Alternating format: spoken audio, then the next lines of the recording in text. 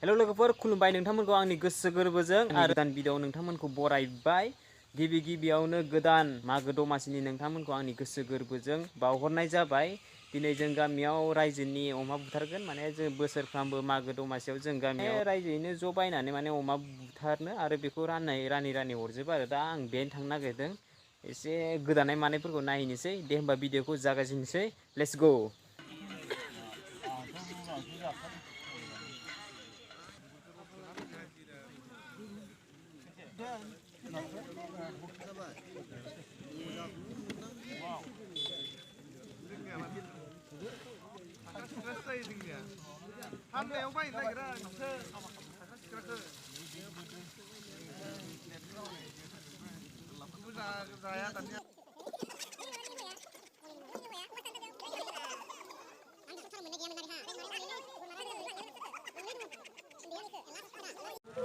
Operation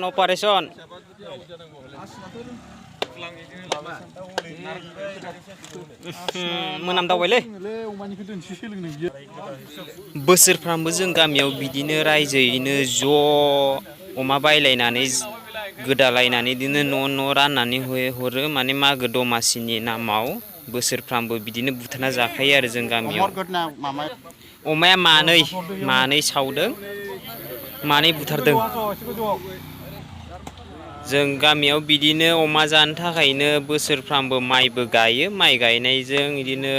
फाननायजोंनो फैसा मोननायजों माने बायनानै जानाय जायो आरो रायजोयैनो। नोंसोरनि गामियाव मागो दमासिनि नामाव रायजोयैनो बिदि बुथारलायनानै राननानै जालायोना जालाया खोन्थाहरलाय कमेन्टआव प्लिज।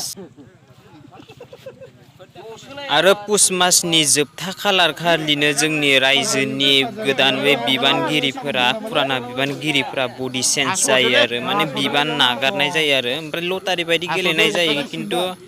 जाय लटारियाव नाङो बिथाङानो बिदिनो बिबानगिरि सायख'जायो आरो गावबागाव बिबान जेरै बिदिनो आफादगिरि सेक्रेटारि लेङाइ आफादगिरि सेक्रेटारि बिदि बायदि रोखोमनि बिदिनो बोसोन होग्रा बिसोरनिखौबो गासिखौबो चेन्ज खालामनानै होनाय जायो आरो बे मासावनो ओमफ्राय बेनिफ्राय फार्स्ट मागनि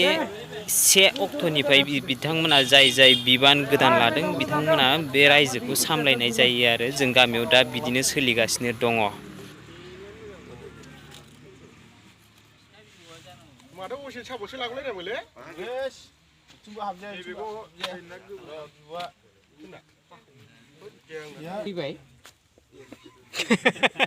थैयाबा अमायाव थैनो एसेबां जानो नुवाखै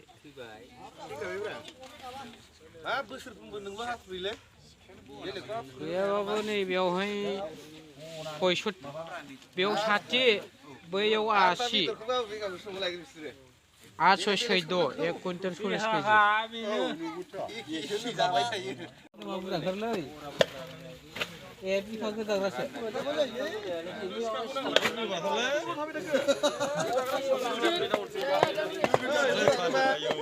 गोदानोबा गिदिर गोदास्रा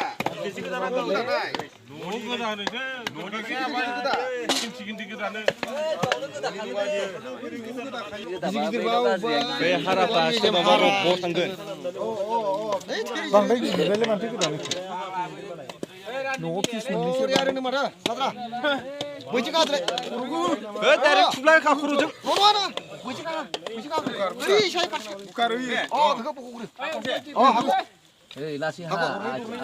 बरिया बिदि लाबोनो लामलाम बास दानस'दो बेखौ हाख'दो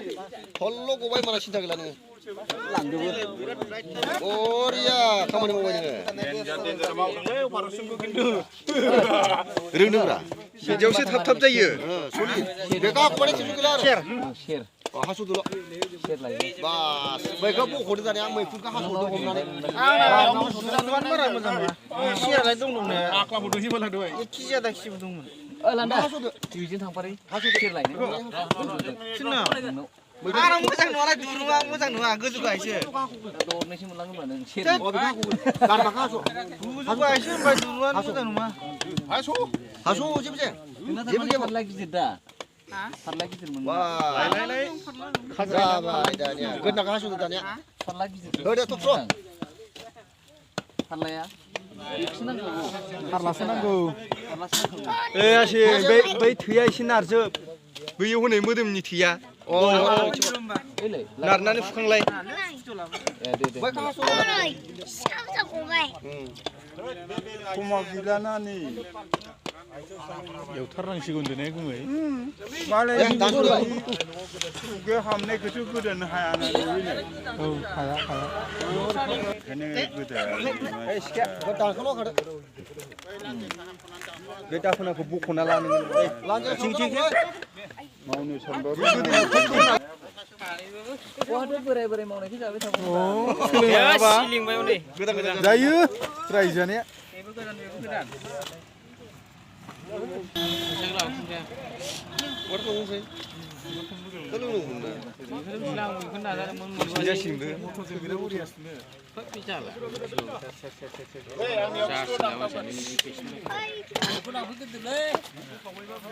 गाबोन लायसै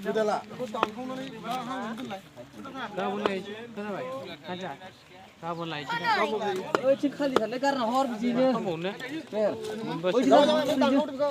दानखावनाङा हरलाय गारनानै हनै ओइथिं खालि फेन्दायनो हर हरजोब फेन्दायनो दा मना लाबोआखैलै बेदर लांनो बाल्थियाव हायखां एसे हिसाबनि गोदालै अरनाय देद्राबायलै दहायनो बुंखाबाय आङो मानसिनिखौ नै मानसिनिखौ थायो नैबे थिग जादों मोखाङाव फुनना लालै बेना जाखाबाय आरो आबौनिया बरिया जादों नै बैयाव दंमोन खाथियावनो हनै ओइ आथिं दाबसेयावनो गुरु ओइ बिखाया आथिं जमा गोदा आथिंफ्राय एवनायसो बियो सानैजों समान ला नोंसोरो एवनायसो बे आथिंनिखौ औ आबौना सलिद जादों गोदाना बिराद बरिया बिदि फिस जानांगौ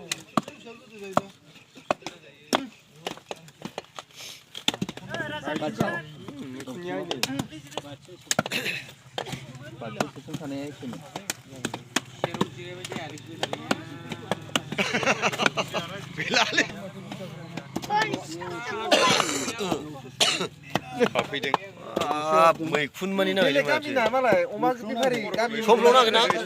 देन्जार सावनानै हैनो नामा था खानजामोना गोदानानै माबा समल'सो नांदों दा मैखुन नाङाखै बेलेग गामिना मालाय बिराद गरम अमा बेफारिफ्रा फाग्ला जोंनि सां नागिरबाय नागिरनानै फैसासो जादों मामाय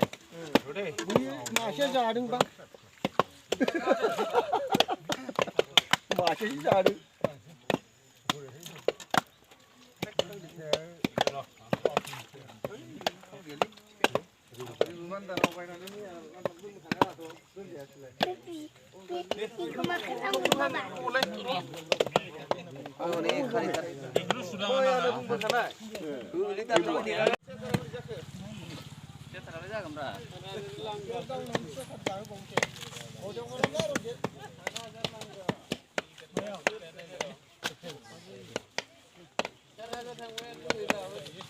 लांबाय बिबार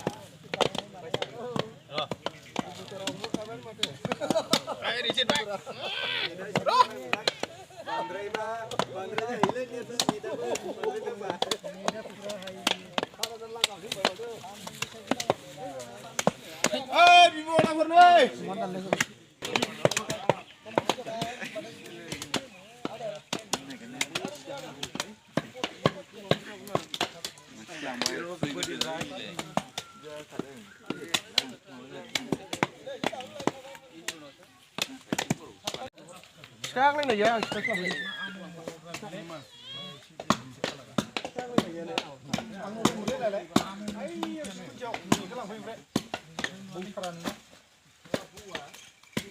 साथार